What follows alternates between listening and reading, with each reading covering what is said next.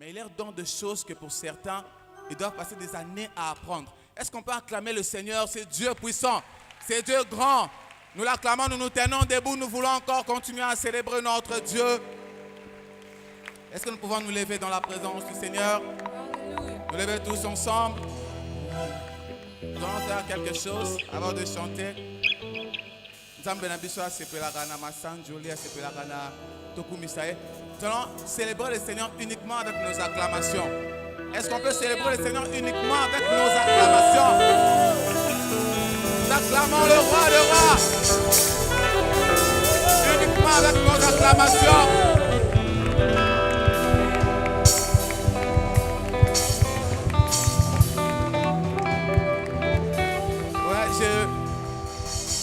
Je dirais comme l'enfant qui était venu, certains ont 0 sur 10, certains ont acclamé en étant assis. Est-ce qu'on peut célébrer le Seigneur en acclamant convenablement le Seigneur, le roi de rois, le tout-puissant, le Dieu qui règne à jamais.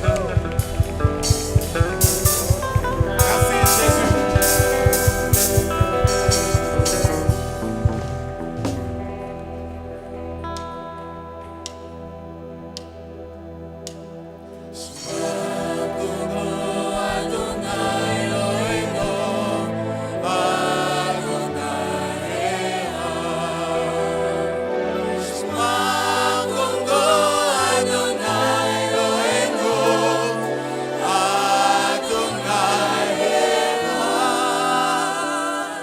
Le roi de roi. Attends, s'il vous plaît, Seigneur.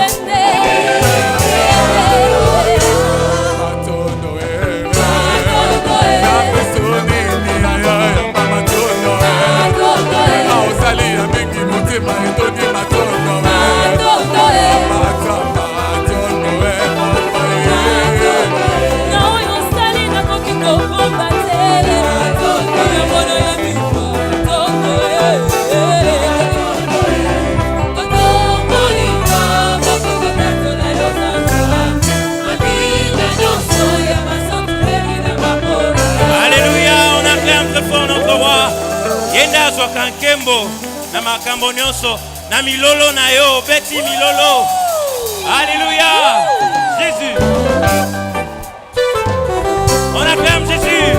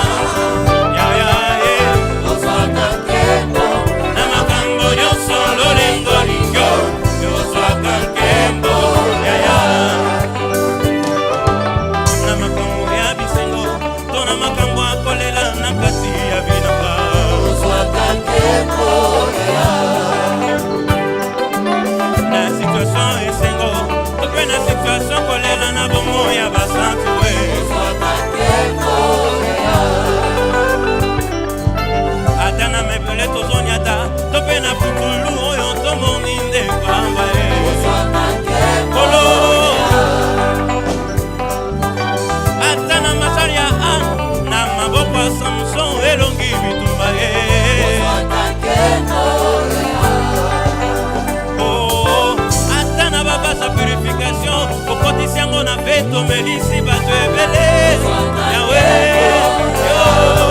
yo soa kankembo makambo nyonso lolengo lingyo Yahweh le bon de gloire Seigneur na makambo nyonso lolengo lingyo yo soa kankembo Yahweh na bakelelo ya pamba Kokwei siango mira jeriko yo sana kemboe Yahweh na mokuse ya Dawidi yo ebindenge nini ya kokwei sa Goliata Yahweh na koseka ya Penina yo ebindenge nini ya kopesa Samuele yango kolo yo soa kankembo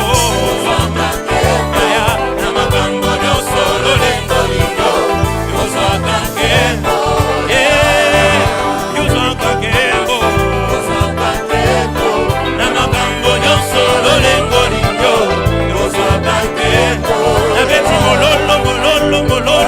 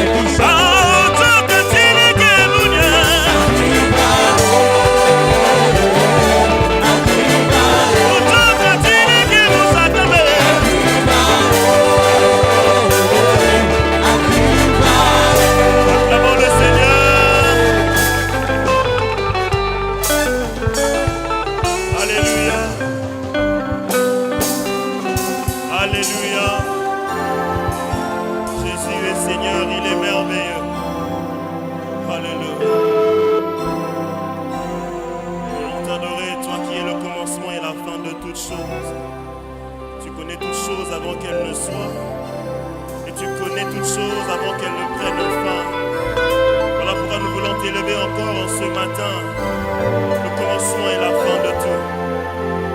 Qui est comme toi, Emmanuel, le Dieu admirable, le Dieu tout-puissant, celui pour qui nous sommes là ce matin.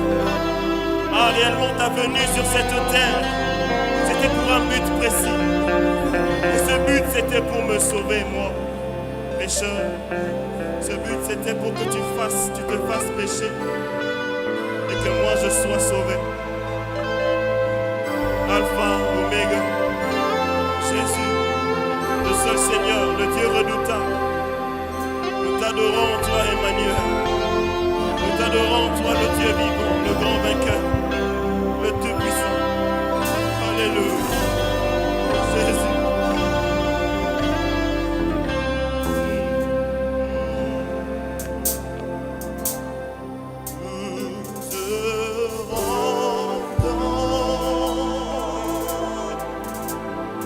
Love.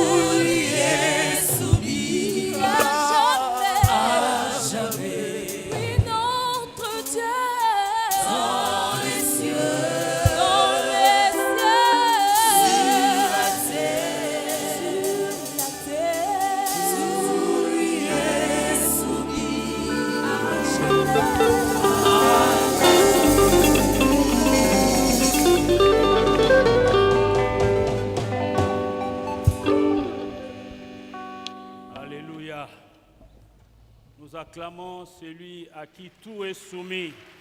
Nous acclamons pour la gloire de notre Dieu. Des cris d'allégresse, des cris de triomphe à la gloire de notre Dieu. Tout lui est soumis, dans les cieux et sur la terre. Alléluia. Alléluia. Il est merveilleux. Il est merveilleux. Joyeux Noël, joyeux Noël, joyeux Noël. Nous bénissons le Seigneur pour cette journée qui est devant nous. Et nous voulons lire la parole, nous voulons étudier la parole, nous voulons comprendre ce que nous entendons par cette fête de Noël. Mais bien avant cela, j'aimerais demander à quelques frères de bien vouloir déjà prêter leur esprit, d'avoir déjà de bonnes dispositions dans leur cœur, parce qu'à cette occasion, nous voulons prendre la communion ensemble. Jésus l'a ordonné à ses disciples. Faites ceci en mémoire de moi. La Sainte Seine, nous le faisons en souvenir de l'œuvre salvatrice de la croix, cette œuvre à laquelle nous sommes sauvés par la foi. Nous ne devons jamais oublier le sacrifice suprême de Jésus à la croix. Voilà pourquoi lorsque l'Église se réunissait dans l'Église primitive, souvent ils prenaient la communion ensemble, en mémoire, en souvenir, pour se rappeler du prix de leur salut. Et c'est ce que nous allons faire ce matin. Nous voulons lire, je vais lire, et je nous demande de bien nous tenir debout s'il vous plaît, je vais lire quelques versets. Ce n'est pas une longue lecture. Nous commençons de lire dans Ésaïe chapitre 8e, le verset 23, jusqu'au chapitre 9e, le verset 6. Ésaïe chapitre 8e, le verset 23, jusqu'au chapitre 9e, le verset 6. Le prophète Ésaïe, c'est celui qui a beaucoup plus parlé de la naissance de Jésus. Il est appelé pour cela le prophète messianique. Personne n'a parlé de Jésus comme l'a fait Ésaïe. Avec beaucoup de détails. Il explique comment l'enfant devait naître. Nous voulons lire ensemble la parole de Dieu. Mais les ténèbres ne régneront pas toujours sur la terre où il y a maintenant des angoisses. Si les temps passés ont couvert d'opprobre le pays des Zabulons et le pays des Nephtali, les temps à venir couvriront de gloire la contrée voisine de la mer au-delà du Jourdain, le territoire des gentils. Le peuple qui marchait dans les ténèbres voit une grande lumière sur ceux qui habitaient le pays de l'ombre de la mort. Une lumière resplendit. Tu rends le peuple nombreux, tu les accordes de grandes joies. Il se réjouit devant toi comme on se réjouit à la moisson, comme on pousse des cris d'allégresse au partage du butin. Car les jougs qui pesaient sur lui, les bâtons qui frappaient son dos, la verge de celui qui l'opprimait, tu les brises comme à la journée de Madian. Car toute chaussure qu'on porte dans la mêlée et tout vêtement guerrier roulé dans le sang seront livrés aux flammes pour être dévorés par le feu. Car un enfant nous est né, un fils nous est donné, et la domination reposera sur son épaule. On l'appellera admirable, conseiller, Dieu puissant, Père éternel, Prince de la paix. Acclamons pour cet enfant. Nous pouvons acclamer pour cet enfant admirable, conseiller, Dieu puissant, Père éternel, Prince de la paix. Donné à l'empire de l'accroissement et une paix sans fin au trône de David et son royaume, l'affermir et le soutenir par le droit et par la justice, de maintenant et à toujours. Voilà ce que fera les ailes de l'Éternel des armées. Amen. Nous acclamons pour la parole de Dieu. Alléluia. Alléluia. Ce quelques versets est d'une richesse inestimable. Il est difficile, dans 1 heure ou 1h30, de pouvoir expliquer en détail, analyser ce que nous venons de lire pendant quelques minutes.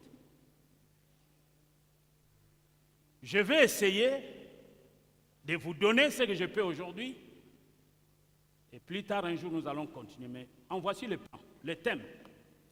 Un enfant nous est né, et un fils nous a été donné. Donc il est né pour nous. Il nous a été donné pour donner la solution à notre problème, pour nous aider à nous débarrasser du péché. Cet enfant qui est né, Emmanuel, Dieu au milieu de vous, est né pour donner la solution à ton problème. Est né pour chasser le ténèbre dans ta vie. Est né pour te délivrer de ta vaine manière de vivre. Mais pour que cela soit effectif dans votre vie, il faut croire. Et car, nous allons aussi dans Jean 3,16. Car Dieu a tant aimé le monde qu'il a donné son Fils afin que quiconque croit en lui ne périsse point, mais qu'il ait la vie éternelle. Ce qu'Ésaïe a prophétisé, Jean nous le dit pour nous faire montrer que cet enfant qui est né, il est né pour que quiconque croit en lui ne périsse point, mais qu'il ait la vie éternelle. Car un enfant vous est né. Car un enfant vous est né, un fils vous est donné. Le premier point, un message d'espoir. Cet enfant qui est né apporte l'espoir, un message d'espoir et non de désespoir, un message d'espérance, un message d'espoir que cet enfant va véhiculer. Un message d'espoir pour les perdus, pour les désespérés. Un message d'espérance pour ceux qui se lamentent sur leur vie. Un message. Oui, cet enfant est né pour nous donner un futur glorieux. Un message d'espoir et d'espérance. Un contraste prononcé. Un contraste prononcé.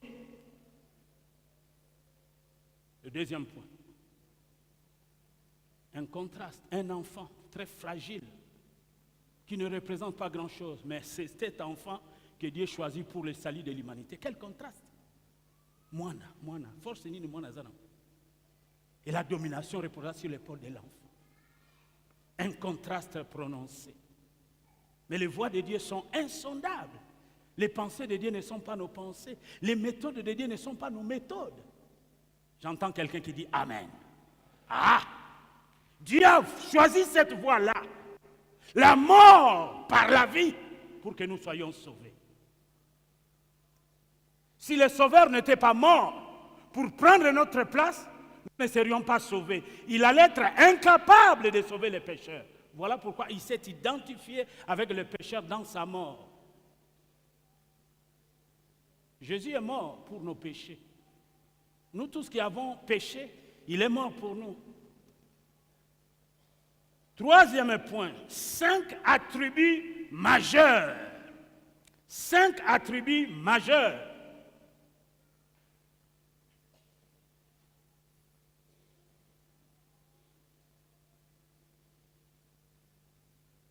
On l'appellera admirable, conseiller, Dieu puissant, ce sont là des attributs. Père éternel, prince de la paix.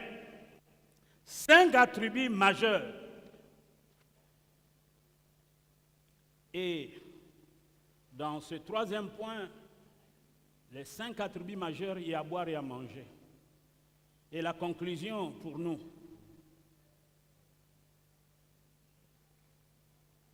Amen.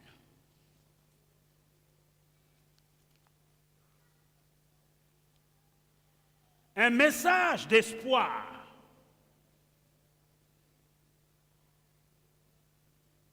La Bible dit, le verset 23, le chapitre 8, « Mais les ténèbres ne régneront pas toujours sur la terre où il y a maintenant des angoisses. » Un message d'espoir, promesse de lumière. Christ est cette lumière qui vient éclairer le monde enténébreux, le monde qui vit dans le péché. Christ est cette lumière qui vient. Non, les ténèbres ne régneront pas toujours sur la terre où il y a maintenant des angoisses. Promesse de lumière. Cet enfant qui devait apporter la lumière est né. Et le grand jour est arrivé, Jésus est né. L'humanité peut enfin être sauvée s'il croit en Christ. Alléluia. Dieu retrouve l'homme qu'il avait créé à son image. Au travers de l'œuvre salvatrice de Jésus, l'homme peut encore à nouveau se réconcilier avec Dieu. Parce que la Bible nous dit, maudit soit quiconque est pendu au bois. Jésus est mort au bois de la croix pour que nous soyons sauvés. Il s'est substitué, il s'est donné en rançon pour que nous soyons sauvés. Il est notre Rédempteur. Un enfant vous est né, un fils vous est donné. La fête de Noël, ce n'est pas une fête pour manger, boire et faire tout ce que nous voulons. Le vrai sens de la fête de Noël, c'est que chaque individu, pécheur, nous sommes nés dans le péché, doit recevoir cet enfant qui lui a été envoyé, ce fils qui lui a été donné. Jésus nous a été donné pour que nous puissions les consommer l'œuvre de la croix, croire à ce qu'il a accompli. Il a dit, Père, tout est accompli. Donc, si nous consommons de Jésus, nous sommes bénis. La Bible dit, à tous ceux qui l'ont reçu, il a donné le pouvoir de devenir enfants de Dieu. Nous devenons enfants de Dieu lorsque nous acceptons Jésus dans notre vie comme Seigneur et Sauveur et que nous marchons en nouveauté de vie dans la repentance et dans la conversion.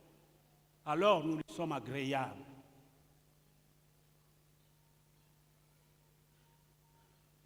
Un message d'espoir. Le chapitre 9, le verset 1er. Le peuple qui marchait dans les ténèbres voit une grande lumière. Sur ceux qui habitaient le pays de l'ombre et de la mort, une lumière resplendit. Promesse réalisée, accomplie. Promesse réalisée, accomplie.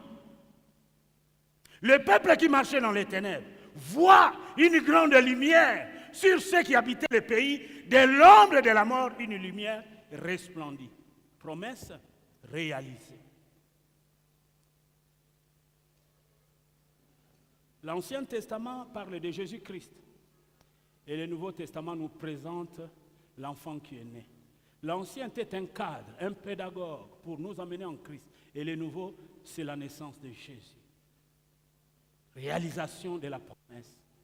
Isaïe parlait de l'enfant qui est naître pour sauver l'humanité du péché. Mais dans le Nouveau Testament, cet enfant est venu. Il a marché à Jérusalem, les gens l'ont vu. Il a prêché, il a sauvé, il a sauvé. Il a guéri des malades. Il était ému de compassion. Promesse réalisée. Donc, la venue de cet enfant, c'est un message d'espoir, d'espérance.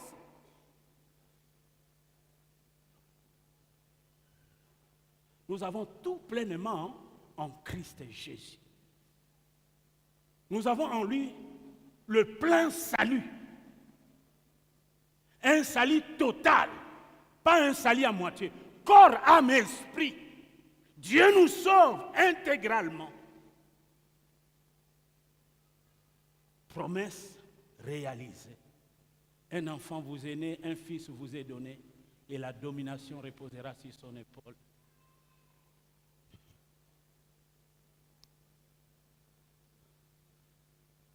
Ésaïe 9, 3. Car les jougs qui pesaient sur lui, les bâtons qui frappaient son dos, la verge de celui qui l'opprimait, tu les brises comme à la journée de Madian, tu les brises. Un message d'espoir, promesse de libération. Il est venu libérer les captifs. L'Esprit du Seigneur est sur moi. Ésaïe 61, car Dieu m'a oint pour délivrer les captifs, pour rendre libres les opprimés. Promesse de libération. Qu'est-ce qui peut encore t'enchaîner alors que Jésus est mort pour toi? Crois seulement en lui et sois libéré de tes chaînes du péché, de la malédiction héréditaire. Vous connaîtrez la vérité vous affranchira. Si le Fils vous affranchit, vous serez réellement libre, libre du péché. Comme a dit Paul, les choses qui étaient pour moi de gain, à cause de Christ, je les ai regardées comme de la boue. Promesse de libération.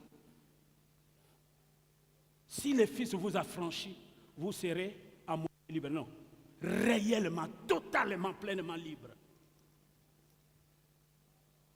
Est-ce que je parle à quelqu'un? Est-ce qu'il y a quelqu'un qui me suit ce matin, qui a besoin d'être affranchi?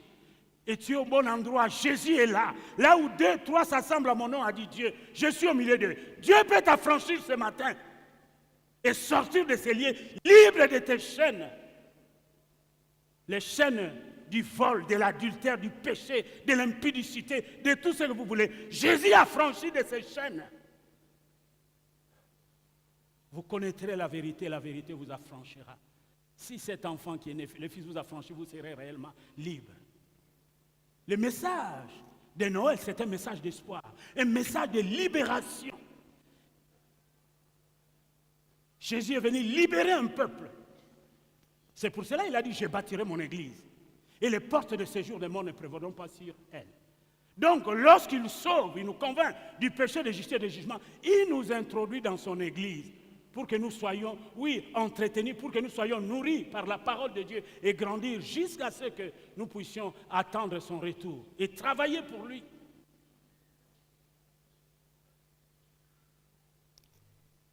Nous ne pouvons pas vivre sans église parce que la foi vient de ce qu'on entend et ce qu'on entend vient de la parole de Dieu. Si quelqu'un dit, bon, j'ai déjà cru, c'est fini, ça ne suffit, je n'ai plus besoin. Non.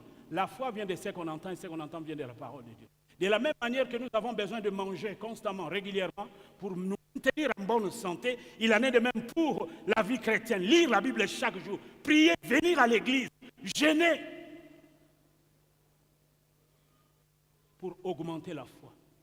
Si nous n'écoutons pas la parole, si nous ne nous réunissons pas ensemble, si nous ne prions pas, nous ne cherchons pas la face de Dieu, notre foi peut disparaître. Car la foi doit s'entretenir comme nous entretenons notre corps. Un message d'espoir. Ésaïe 9, 4. Car toute chaussure qu'on porte dans la mêlée et tout vêtement guerrier roulé dans le sang seront livrés aux flammes pour être dévorés par le feu. Car toute chaussure qu'on porte dans la mêlée et tout vêtement guerrier roulé dans le sang seront livrés aux flammes pour être dévorés par le feu. Promesse de paix. Alléluia. De tranquillité. Il est le prince de la paix. Il donne la paix à ceux qui sont troublés. Il est venu nous libérer de nos péchés. Il est venu aussi nous donner la paix. Que votre cœur ne se trouble point. Que votre cœur ne s'alarme point. Croyez en Dieu, croyez en moi. La paix du cœur. Oh, la paix que Jésus donne, je ne la connaissais pas. Sur mon chemin rayonne. Depuis qu'il conduit mes pas. La paix, certains cherchent à acheter la paix, mais ils n'en arrivent pas à en acheter. Et personne ne peut vous donner la paix. Il a dit à ses disciples, je vous donne ma paix, pas comme le monde. La paix du monde est une paix éphémère, mais la paix de Dieu est une paix durable. Tant que nous demeurons dans sa présence, nous pouvons, même si nous passons par des difficultés, des épreuves de tout genre, nous sommes malades, nous sommes combattus, nous sommes persécutés, nous sommes trahis, nous sommes... Oui, la paix de Dieu est un signe que nous sommes dans sa volonté. Je vous laisse ma paix, pas comme le monde donne. Un enfant de Dieu n'est pas agité, il n'est pas inquiet, parce que sa vie entre les mains de Dieu. Promesse de paix. Kimia.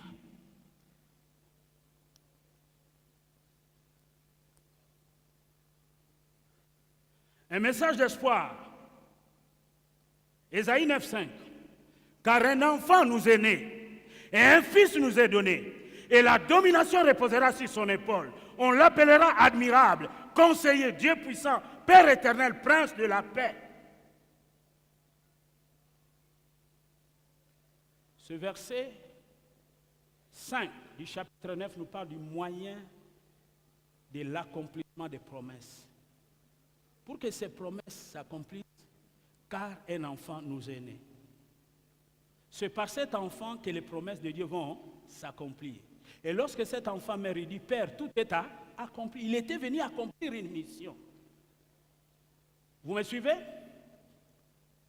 Les promesses de Dieu s'accomplissent en Christ Jésus. C'est lui le moyen de l'accomplissement des promesses. Car un enfant vous est né, un fils vous est donné.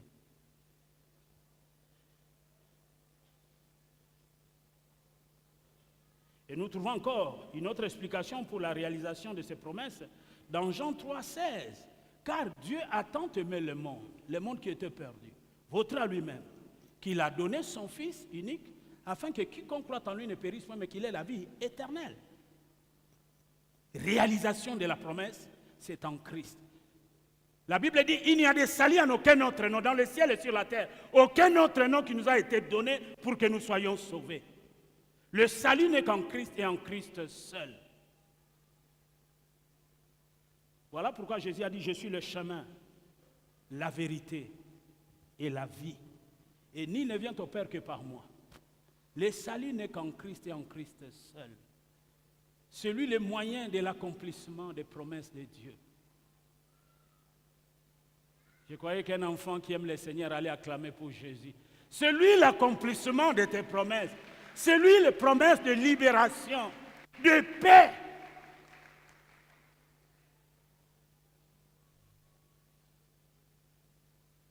Nous parlions d'un contraste prononcé.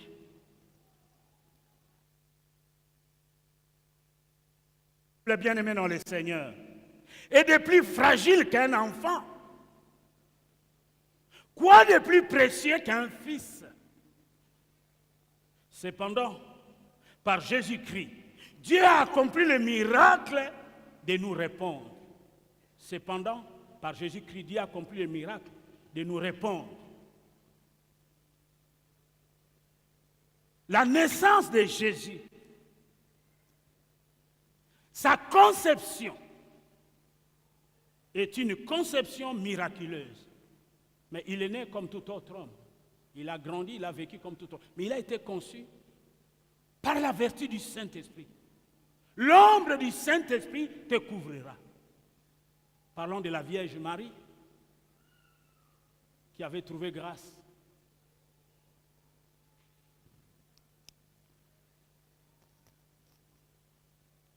Comment, bien-aimé dans le Seigneur, la souveraineté peut-elle reposer sur l'épaule d'un enfant? Comment la souveraineté peut-elle reposer sur l'épaule d'un enfant? C'est la question et nous avons la réponse seulement dans la Bible. La Bible s'explique par elle-même. Je suis en train de lire maintenant Luc 2, 10. Mais l'ange leur dit, ne craignez point, car je vous annonce une bonne nouvelle, qui sera pour tout le peuple le sujet d'une grande joie. C'est qu'aujourd'hui, dans la ville de David à Bethléem, là où est né Jésus, il vous est né un fils, un sauveur, qui est le Christ, le Seigneur. Et voici à quel signe vous le connaîtrez. Vous trouverez un enfant emmailloté et couché dans une crèche. Après l'avoir vu, il leur racontait ce qui leur avait été dit au sujet de cet enfant. Amen. Jésus est né sur une crèche. Il n'avait pas le regard d'attirer des gens. Il est venu dans la simplicité, dans l'effacement total. Alléluia. C'est pour cela aussi Dieu l'a souverainement élevé et lui a donné le nom qui est au-dessus de tout nom, afin qu'au nom de Jésus, tous genoux fléchissent et toute langue confesse que Jésus est Seigneur. Je suis toujours dans Luc. Histoire de Simon. Luc 2, 28. Il est reçu dans ses bras, bénit Dieu et dit, maintenant Seigneur, tu laisses ton serviteur s'en aller en paix, selon ta parole, car mes yeux ont vu ton salut, salut que tu as préparé devant tout le peuple, lumière pour éclairer les nations Et gloire d'Israël est ton peuple. Acclame pour Dieu. Alléluia, alléluia, alléluia. Ça, c'est Simeon qui déclare ces choses. Mes yeux ont vu ton salut. Laisse ton serviteur en aller en paix, parce que mes yeux ont vu ton salut. Le salut n'est autre chose que Jésus, le sauveur du monde. Toujours Luc 2, 33. Là, nous avons lu Luc 2, 28. Vous allez lire Luc dans son ensemble à la maison. Son père et sa mère, Joseph et Marie, étaient dans l'admiration des choses qu'on disait de lui. Simeon le bénit et dit à Marie, sa mère, voici cet enfant est destiné à mener la chute et le relèvement de plusieurs en Israël et à devenir un signe qui provoque la contradiction. Et à toi-même une épée te transpercera l'âme, afin que le pensée de beaucoup de cœurs soit dévoilé. Alléluia. Des paroles merveilleuses. Matthieu 21, 42. Jésus leur dit, n'avez-vous jamais lu dans les Écritures, la pierre qu'ont rejetée ceux qui bâtissaient est devenue la principale des langues. C'est du Seigneur que cela est venu. Et c'est un prodige à nos yeux. C'est pourquoi, je vous le dis, le royaume de Dieu vous sera enlevé et sera donné à une nation qui en rendra le fruit. Celui qui tombera sur cette pierre s'y brisera. Et celui sur qui elle tombera sera écrasé.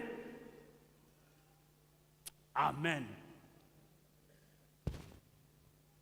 Beaucoup de choses ont été dites concernant Jésus. Comme je disais le vendredi ici, Jésus est le fil conducteur de l'histoire de l'humanité. On parle de avant Jésus et après Jésus. Jésus est au centre de la Bible.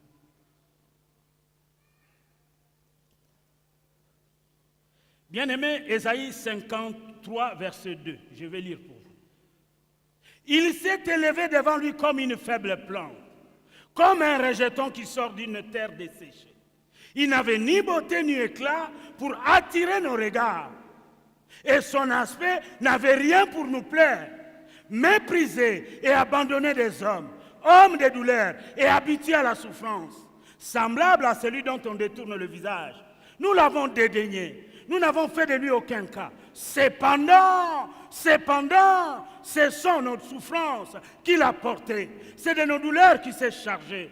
Et nous l'avons considéré comme puni, frappé de Dieu. Et humilié. Mais il était blessé pour nos péchés, brisé pour nos iniquités. Le châtiment qui nous donne la paix est tombé sur lui. Et c'est par ce meurtrissure que nous sommes guéris. Acclamons pour Dieu. Acclamons pour Jésus. Alléluia. Alléluia, alléluia, alléluia, alléluia. Ces paroles-là, lorsque vous lisez cela, ça suscite la foi, ça augmente votre foi. Bien-aimé, un tel abaissement restera toujours une folie incompréhensible pour ceux qui périssent. Un tel abaissement restera toujours une folie incompréhensible pour ceux qui périssent. Lui qui était Dieu s'est dépouillé de lui-même. Il s'est revêtu de la forme d'un homme.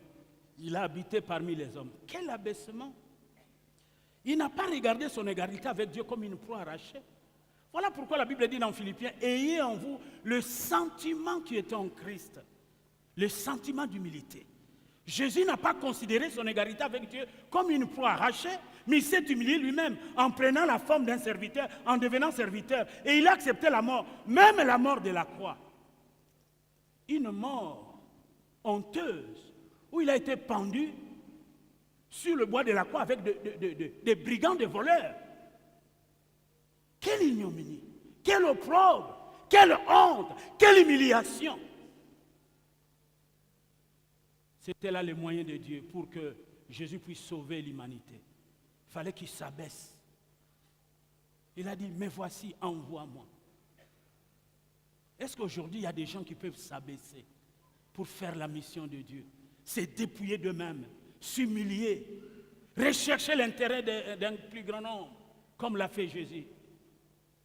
Il n'était pas venu se promener pour voir si le monde était meilleur par rapport au ciel. Non, il avait une mission accomplie. C'est de se sacrifier pour lui-même. C'est pour cela que Paul a compris cela. Il nous dit dans Romains 12, « Je vous exhorte donc par les compassions de Christ à offrir vos corps comme des sacrifices vivants, saints, agréables devant Dieu, ce qui sera de votre part un culte logique. » Jésus, c'est le sacrifice suprême, mais nous devons nous sacrifier notre corps pour le royaume de Dieu.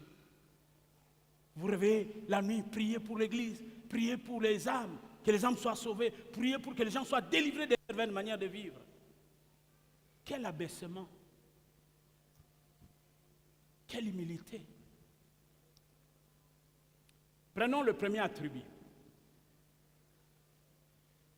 Nous venons de voir ces contrastes prononcés. Est-ce qu'un enfant qui est faible et fragile, la domination peut-elle reposer sur son épaule? Là, c'est les voies de Dieu, les méthodes de Dieu. Dans le monde, on ne suit pas les principes de Dieu. Le principe de Dieu, l'humilité précède la gloire. Celui qui s'abaisse sera élevé. Mais celui qui s'élève sera abaissé. Peu importe le temps, ça va prendre. Parce que Dieu résiste aux orgueilleux et il fait grâce aux humbles. Il fallait que Jésus s'humilie, se dépouille, se débarrasse de ce qu'il était et d'accepter la mort pour le péché d'humanité. Jésus n'a pas péché, mais il est devenu péché pour. Il s'est substitué à notre place.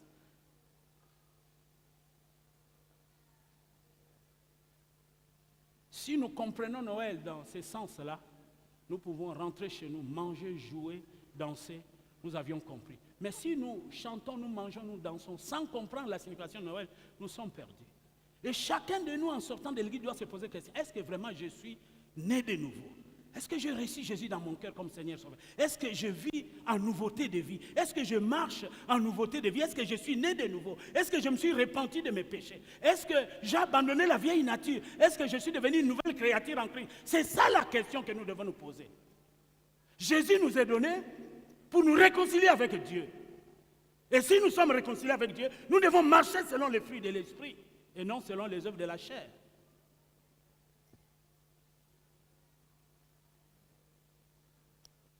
Premier attribut, admirable. Le terme hébreu veut dire étonnant. Ce que Jésus faisait était étonnant. Prodigieux, magnifique, merveilleux. Séparé par une action qui distingue. Il n'est pas n'importe quel enfant. C'est Emmanuel, Dieu, au milieu de nous. Il suppose une notion de miracle, une manière étonnante d'agir. À ce niveau, bien-aimé, toutes ces nuances sont applicables à Jésus, sans qu'il puisse s'agir de superlatifs creux ou vides. Sa conception, sa naissance, son message, ses miracles, sa mort et sa résurrection sont admirables. Sa naissance, sa conception, son message, ses miracles, il faisait toutes choses à merveille. Les gens étaient étonnés. Ah, jamais homme n'a parlé comme lui. Quelle autorité avait Jésus? Jamais homme n'a parlé comme Jésus. Tout ce qu'il faisait était étonnant, était merveilleux, admirable. Il étonnait les gens. Ah, cet enfant qui enseigne dans les temples, mais comment peut-il enseigner les docteurs de la loi? Ça étonnait. La venue de Jésus était admirable, étonnant, prodigieux, merveilleux. Le vendredi ici, j'ai cherché mon fils. Il va m'expliquer. Des fois, quand nous prions, nous disons... Attends. Chamankanda. Na yuko so betango vendredi. Ah, petit lango chamankanda lingo bani. Moto makasi. Parce que souvent nous le bas, tu le bois, hein. Mais tant que bête qui Chamankanda, des failles. Chamankanda, Chamankanda, oh Chamankanda.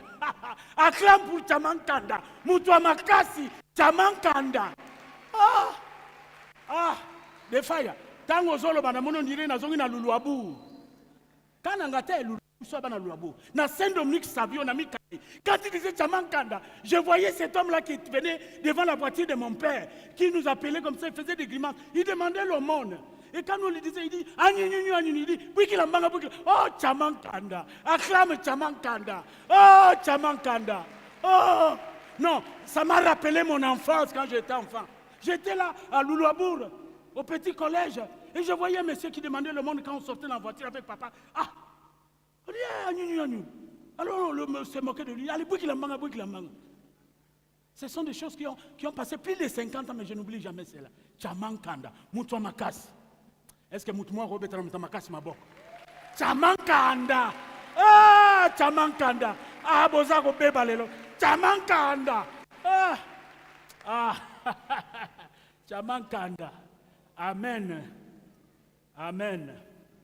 Je disais, il suppose une notion de miracle, une manière étonnante d'agir, sa conception, sa naissance, son message, ses miracles, sa mort et sa résurrection sont admirables. Qui a fait autant de miracles comme Jésus? Qui a parlé comme Jésus? Il a annoncé sa mort et sa résurrection. Et toutes ces choses ont eu leur accomplissement. Il est mort, il est ressuscité. Alléluia.